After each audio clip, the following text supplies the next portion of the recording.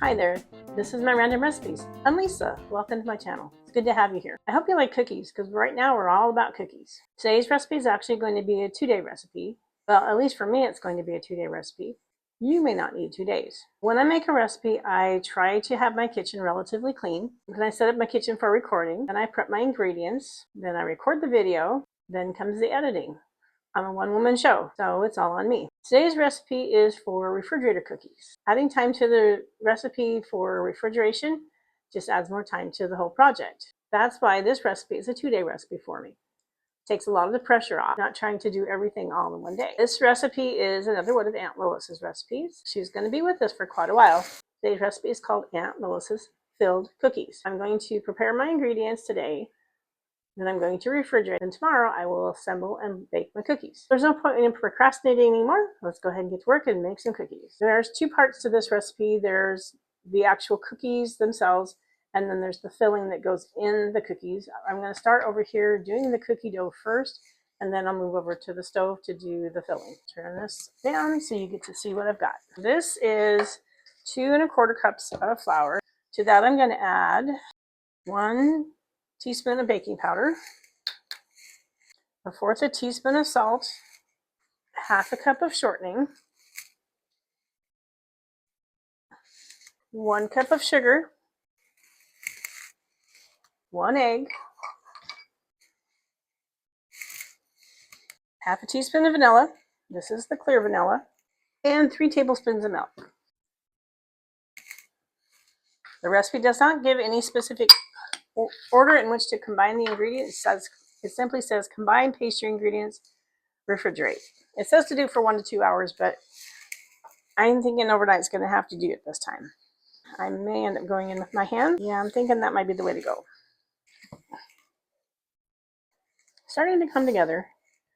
Does seem a little dry. I'm hoping there's enough moisture to get everything brought together well. And smell the vanilla. It smells sweet. Looks almost like a sugar cookie dough. I'll make sure I get all the flour combined. I think that looks pretty good. I'm going to get some plastic wrap.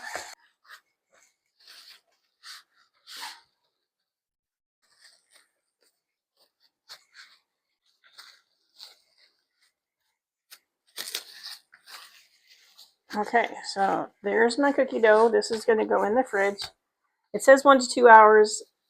I'm going to put it in overnight, and we will be back tomorrow. I have to move over to the stove, and we're going to work over there for a bit. I'm over here at the stove.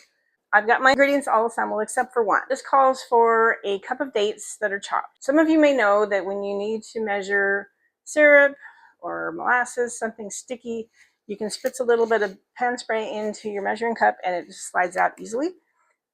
Because the dates are so sticky and need to be chopped, this is my little food processor, and I've sprayed it with some pan spray. This is a little over a cup of dates. I'm going to just drop those in there and give this a try.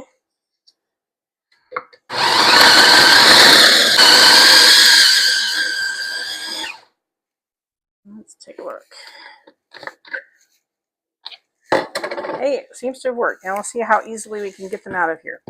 But first, let's bring over our saucepan. So this is supposed to be a 2-quart saucepan. 3 cups of water in it. To that we're going to add a cup of brown sugar, 1 tablespoon of flour, 1 cup of raisins, and I plumped these up. It's hard to see them in this pan, but they were all dried up, so I plumped them in a little bit of water. Turn on my heat. Then we need a 1/4 teaspoon of salt. Dates, so these. See how well they come out of there. I don't want to lose the blade. Oh, that comes out really nicely. So I think my experiment was a success. 1 cup of nuts. This is pecans, they're my go-to. 3 tablespoons of lemon juice. It says to combine all ingredients in a 2-quart saucepan, heat to boiling. Boil 1 minute, stirring constantly. Reduce heat to low. Simmer about 10 minutes, stirring occasionally until mixture is darkened in color and thickens slightly. Pause this until it comes to a boil, and then we'll be back. Okay, so we have boiling. I'll set my timer. I'm going to stay with it for 1 minute, stirring constantly. All right, so that's our minute. This is going to get turned down and simmer for about 10 minutes. So I'm going to pause this again and we'll be back after the 10 minutes are up. Welcome back. Day 2. Let's get to work. Double wrapped it so if there wasn't any holes in the first layer, hopefully the second layer would keep it from completely drying out. I have no idea how much of this to use per batch. We'll start with a handful. I'll turn this down so you get to see. So it says 1/4 inch thick. It's just about right. Now I'm going to have some fun with the different shapes. I've got, it says a 3 inch for the outer circle and a 1 inch for the inner circle. But I also have heart shapes, 2 of them, 2 different ones. This one's kind of ruffly. And then I have a little heart for the inside. I'm going to mix them up, so we'll have some fun with this. I think I'll start off with the circle. Let's try one. Okay. This will be the test case prototype. I'm a little concerned about my filling. It's soupier than I think it's supposed to be. We'll make do with what we've got. I have a feeling I'll have way more filling than I am going to have cookies. Supposed to do an egg wash around the edge so the 2 layers will stick together, and cut out the middle.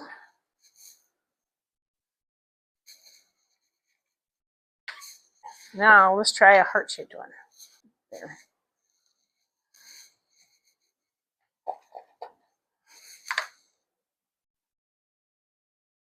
Okay, I'm going to do my egg wash now while I'm thinking of it.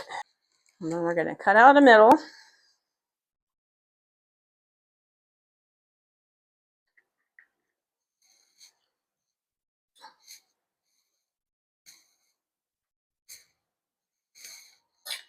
And put them together. I'm going to pause the camera and I will come back. I'll have them formed. They need to go in the oven to bake. They bake at 350 degrees for 8 to 10 minutes. They have not gone in yet. I'm preheating my oven as we speak. I'll turn this down so you get to see what I've got here. I actually got about a dozen cookies out of this. I kind of mixed up the shapes. The filling is just super watery. I have a bunch of it left over. So I'll gladly take suggestions on what it is you think I should do with the rest of it. It actually tastes good. I just think it came out way more syrupy than it's supposed to be. So I'm not sure what to do with it, and there's just too much of it to waste. So I wouldn't want to just not use it in some way. So these are going to go in the oven. They will bake for 8 to 10 minutes thereabouts, and I will be back when they are done. I am back, and all the cookies are baked, and I've got them sitting here in front of me. So I will turn the camera down so you can see what I have. I only got a dozen out of the batch, so it's kind of small. They are turned out kind of cute. I like this one right here. It's kind of with a heart on the top. And then there's this one down here. Oops, I don't want to break it. It's kind of crumbling. That's going to be my sample. But, oh, it broke. It was cute too. Darn it. But it was kind of ruffly on the edges, kind of like that. So let me turn this up and get to do the sample. Well, the cookie first, I guess, because I got a little piece of it here. It's crunchy. It's kind of simple in a good way. Let's get a bite with the filling. It did thicken up as it baked. It kind of got jellied like. With sweet. The dough was surprisingly forgiving when I was rolling it out. Well, these are actually cute. They're kind of, there's a small batch. They're a little bit of work. Not bad. Cookie itself is kind of simple. It is crunchy. The filling is kind of sweet. Well, I like it. I really would appreciate suggestions on what to do with all of this. And there's dates and raisins and pecans and brown sugar. I'm not exactly sure why it didn't gel.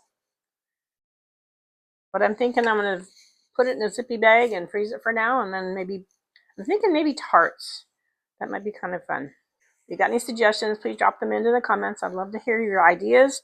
What I could do with all this. I mean, certainly too much of it to go to waste. To me, this looks like kind of an old-fashioned kind of recipe. I say that because of the raisins on the dates. Raisins and dates just aren't really all that popular these days. I mean, I don't really know why. They're sweet, and they're a natural way to add some sweetness to a recipe. This is kind of an old recipe. In fact, all of Aunt Lois's recipes are pretty old. I mean, she passed away several years ago. Her recipe collection became part of my grandmother's recipe collection. These are recipes that Aunt Lois collected over the years, so they are pretty old. How about we call them retro or vintage? Who knows, maybe we'll start a trend. My mom used to make cookies similar to these around the holidays. I don't think it was this exact recipe. My mom passed away before my grandma did. And my grandma was my mom's mother-in-law, and the two of them were competitive and cooperative.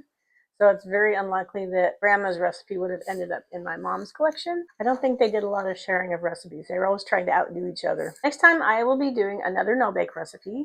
If you don't know, I'll just say that generally no-bakes are not my favorite. I will try to have an open mind and we'll see. I will include the ingredients and the preparation for Aunt Lois's filled cookies in the description below. If you have any questions or other feedback from me, I would really love to hear from you, especially if you have any suggestions for what to do with all my filling. Let me know if you do ever try any of my recipes. I'd love to hear what you think of them. Please like, share, and subscribe to my channel. I would appreciate that. It helps my channel to continue to grow. Thank you for joining me on a new adventure as I make my way through the big wide world of cookies. I'll see you next time. And just a little PS to Deborah. I'm glad that your tooth turned out okay. I'm really sorry that you broke it on my toffee. I'll see you next time. Bye.